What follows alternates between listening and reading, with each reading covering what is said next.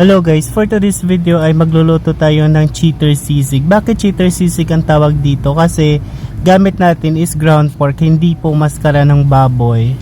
Meron tayong ground pork, naglagay lang ako ng garlic powder, onion powder, salt and black pepper.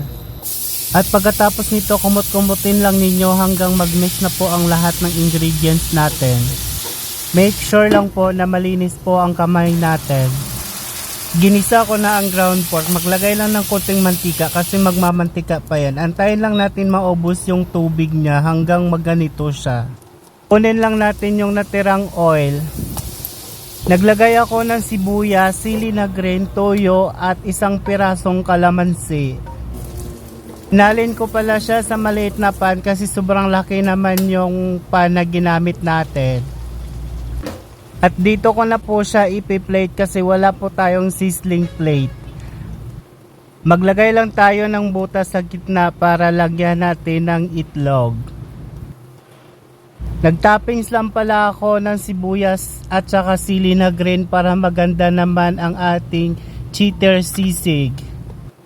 Pagkatapos nito ay ready to serve na po ang ating cheater sisig. And yun lamang po, maraming salamat.